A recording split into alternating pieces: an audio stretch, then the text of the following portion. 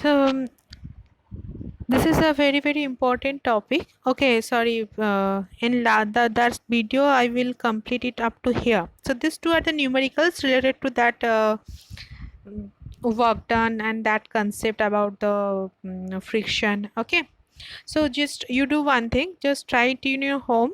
If you're facing any problem about this two problem, please write in a comment box. So in next video I will discuss it into this two numerical. Okay, and this is a very important topic. Curve on a circular level road, on a circular path. So whenever the curve move in a curved level road, the force of friction between the tires and the roads provided the centripetal force, and which is required to keep the car in motion around the curved surface or curved path. Otherwise the car will not in a path, it will deviate it from the path. Yeah, so here you see that in this figure we consider the car whose weight is mg, which is vertically downward direction. Okay, going around a circular level road of radius r. If we complete this dotted line, it will gives us a circular shape. So every circle has a radius. So here also we consider this is a radius of the level road, that is r, and the curve will move with a constant speed v. Now whenever the car will taking the turn, the two tires, both the tires, that means the inner and the outer tires, gives the frictional force, and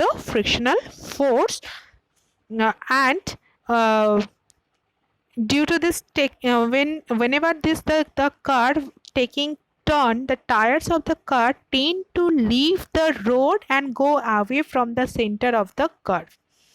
Because the force of friction, the F1 and F2 due from the act inward at the inner and the outer tires respectively. Now for inner tires, the normal reaction of the ground, that is R1, for the outer, that is R2. So we can write F1 equals to mu into R1 and F2 equals to mu into R2 with respect to that two tires, inner tires and the outer tires. Okay, now mu is the coefficient of friction between the tires and the road.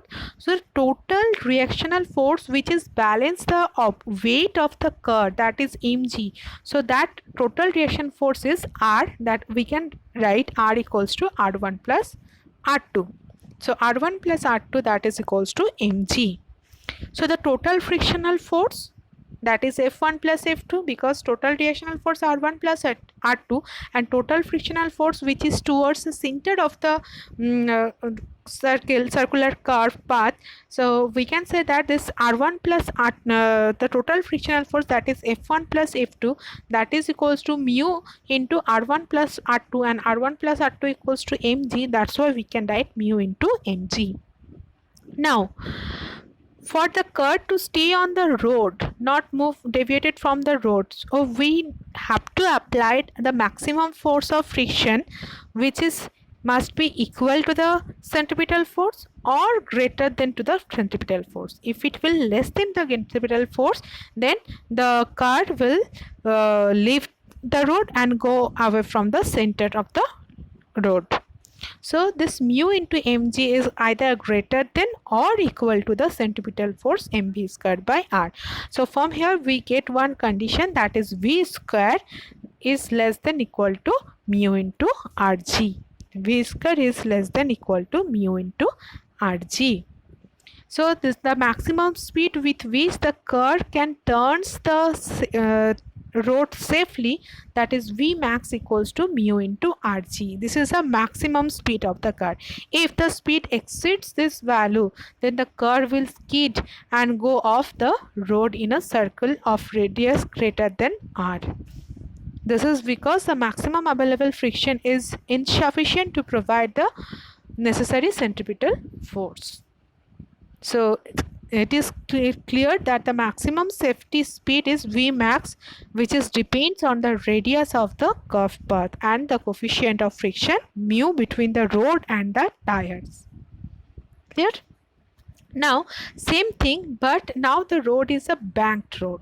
Banked road means banking of curved road means the system of raising the outer edge of a curved road above its inner edge is called banking of the curved road, and the angle through which the outer edge of the curved road is raised above the inner edge is called angle of banking.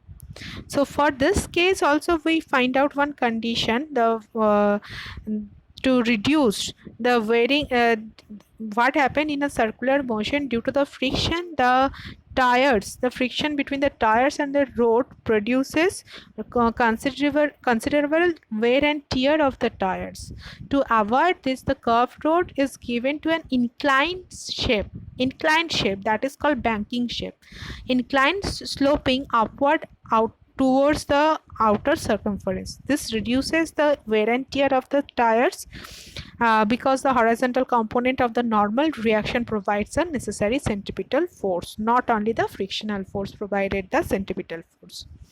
So for here you see this diagram, mg, which is towards the vertically inward direction, vertically downward direction. The speed, it will move going along a curved path of radius r with a speed v, and on a road banked at an angle theta. The inclination, you see that the inclination is theta. Theta is the angle of inclination. So for here, because we know that the normal reaction always perpendicular to the surface, so this normal reaction will be resolved into components. One which is balanced by the weight of the curve, that is mg, that is r cos theta. Another one which is provided the centripetal force, that is r sin theta. Another one is the frictional force of friction along the inclined plane, that is F.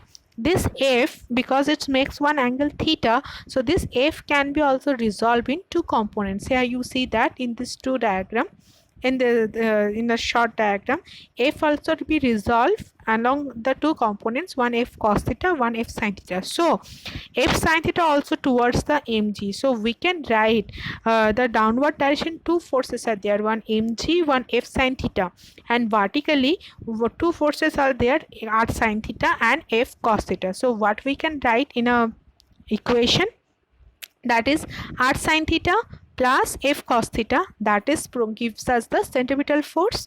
So r sin theta plus F cos theta, that is equals to mv squared by r. And another one, mg plus F sin theta, that is equals to r cos theta. mg plus F sin theta, both are the downward direction, vertically downward direction force. So mg plus F sin theta, that is equals to r cos theta. Now F equals to mu into r, so we can write r cos theta minus F sin theta, that is equals to mg. This is equation 1 and 2. So from that you see that from this diagram, once I will draw this diagram, then we can easily construct the equation. Now once we construct the equation, now easily we can solve this one. So here just keep the one thing, banked road means inclination, inclined plane, on the inclined plane, and the circular road means not inclined plane, the level road, level circular road, not the bank. That means the upper edge is a little bit the outer edge is of the curved road above the inner edge is called the banking of the road. Clear? Okay, so now if we divide this to equation, we get r sin theta plus F cos theta by I cos theta minus F sin theta, that is equals to v squared by rg. Okay. Now cancel, so rg. Now dividing numerator and denominator of LHS by r cos theta, just we solve this equation. So if we solve this equation like this way, we get v equals to root under g into r into mu plus tan theta by 1 minus mu tan theta, mu equals to f by r. So this is the expression for speed of the car. Now the special case, if there is no friction between the road and the tires, frictional force is very less, so we can say that mu equals to 0.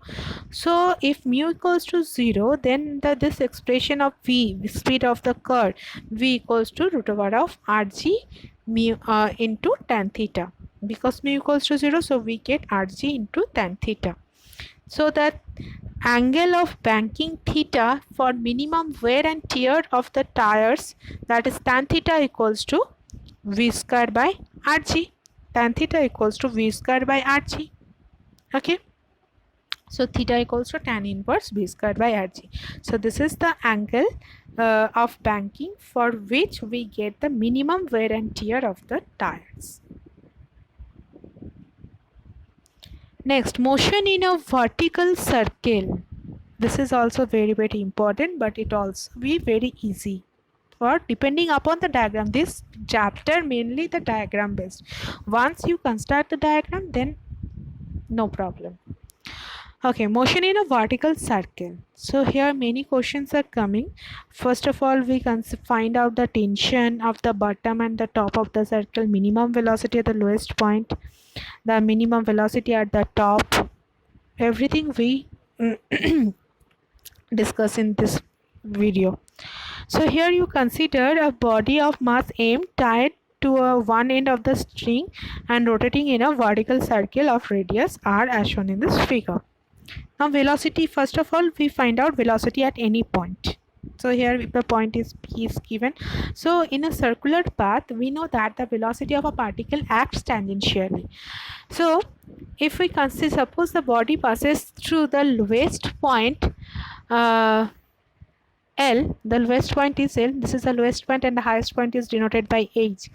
Lowest point L with the velocity u, and through any point P with velocity v. In moving from L to P, it has moved up through a vertical length L in Ln. Vertical length Ln. So how we get from L and from P, we join one line, that is dotted line. So this height, that is Ln, is the distance between L to P. So Ln equals to, we consider h, and OL equals to radius of the circle r. So ON equals to r minus h. Now according to the law of conservation of energy, the kinetic energy plus potential energy at L, that is also equal to the kinetic energy and potential energy at P. This is the conservation of energy. So at L, what happened? Potential energy is 0. So kinetic energy half m mu square, that is equals to, at point P, both are there. At point P, the kinetic energy and potential energy also be present. So half m v square plus m into g into h. So from, if we solve this one, we get the expression of v, that is, this is the velocity at any point, that is equals to mu square minus root over of u square minus 2gh. This equation gives us the velocity v of the body at any point. Clear? Now the tension along the string at any point. So the forces at, when the object at point P, the tensional force also be at, and we know that the tensional force is away from the object. So at point P, when we discuss this tensional force, the two forces, one is the weight of the object, which is vertically downward direction. Another one is a tensional force which is away from the object, or we can say that towards the center of the circular path. So now mg, it makes one angle with theta with its one component, or we can say that the mg will be resolved into components. One is mg cos theta, another one is a mg sin theta. Now this mg cos theta, the component of mg cos theta of the weight along the string acts opposite to the tensional force T. So the net centripetal force is T minus mg cos theta, that is equals to mv square by r. We can write T minus mg cos theta, that is equals to mv square by r. So T equals to mg cos theta plus mv square by r. Now here the triangle OPN, the right angle triangle. Okay, so cos theta equals to, we can write r minus h by r. r minus h by r, on by op. Now using equation 1 and 3, equation 2 becomes, that means from equation 1 in place of v square we put this value, and from equation 3 in place of cos theta we put this value. So we get equation 4, t equals to m by r u square plus gr minus 3gh. This equation gives tension along the string at any point in the circle. Now we calculate the tension in string at the bottom and the top. So at the lowest point, that means at L, no height is there, h equals to 0, small h equals to 0. So hence the tensional force from equation 4, TL equals to the 3gh, this portion is cancelled, so m by r u square plus gr. At the highest point what happened? H equals to 2r, because this is the diameter of the circle. So h equals to 2r. So in place of h, if we write the 2r, it will become 6gr.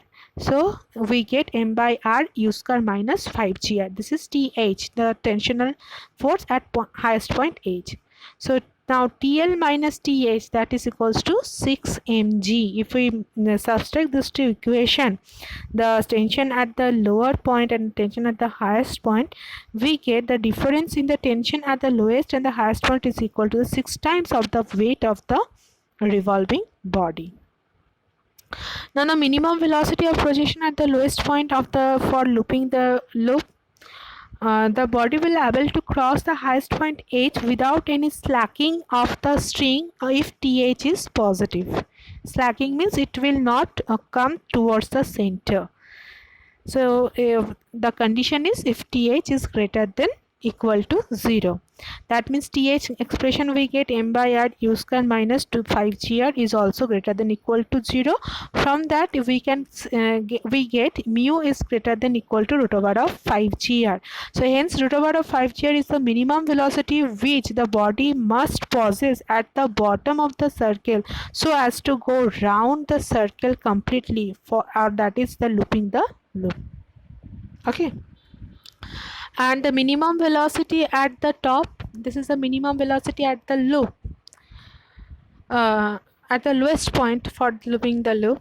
Okay, and the minimum velocity at the top, if we consider v is the velocity of the body possessed at the highest point h, so in just the case no slacking of the string, then v square equals to u square minus 2g into 2gh from equation 1 in place of h, because we find out at point h equals to 2r. So 2r we write, so we get v equals to root under gr. So the minimum or the critical velocity at the highest point is root over of gr, and the minimum velocity at the lowest point for looping the loop, that is root over of 5gr. Okay.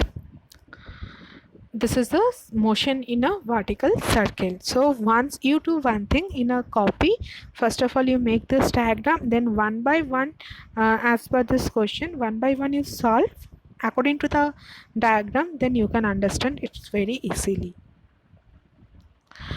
Now here this short questions, not short question, 3 marks or 2 marks types of question will come.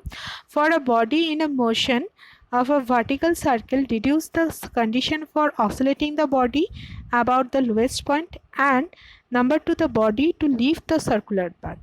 So condition for oscillation, if mu is less than 5gr, if mu is greater than equal to 5gr, then it will move in a circular path, it will not slacking down. But if this value of u is less than mu root over of 5gr, the body will either oscillate about the lowest point L or will leave the circular path. So suppose the velocity at the body becomes 0 at the highest h1 as v square equals to u square minus 2gh. So v is 0, so we get h1 equals to u square by 2g. Like this way we can find out the tensional force, and also we consider the height h2. The tension in the string becomes 0 at the height h2. So if we put the value of t is 0, we get the expression of height h2. Now here from this two expression we can see that h1 is less than h2. So mu square by u square by 2g is less than u square plus gr by 3g. So from if we solve this one we get u less than equal to 2gr. Hence the body will oscillate above the lowest point of the vertical circle if u is less than 2gr, or if u equals to 2gr, the path of oscillation will be a semicircle.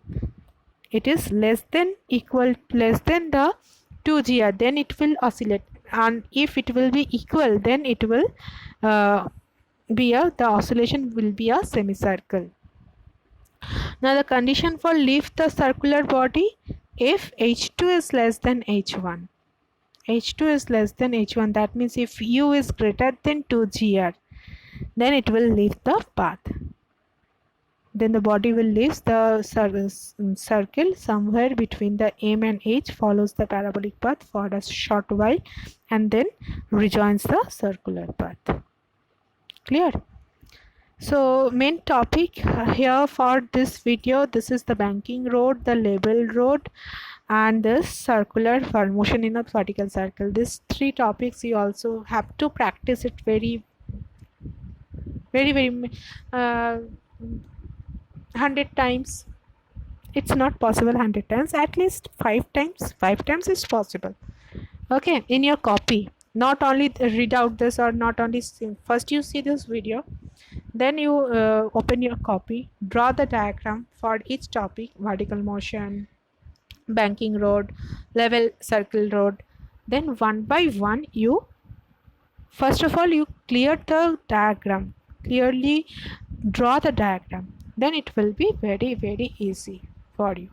So try to, if you 5 times if you practice this one, then it is very easy to everyone. Okay, so if you are facing any problem, and also one homework I will give, that too numerical, this one and this one, you also solve in your copy. And if you are facing any problem, then also you mention in a comment box. I will discuss this too numerical in the next video. So have a nice day. Practice it first. Your exam is very coming soon, so more practice, and this chapter is completed here. Still, if you have any problem, please write any topic from this chapter. Please write in a comment box, so I will discuss that topic also. Thank you very much. Have a nice day.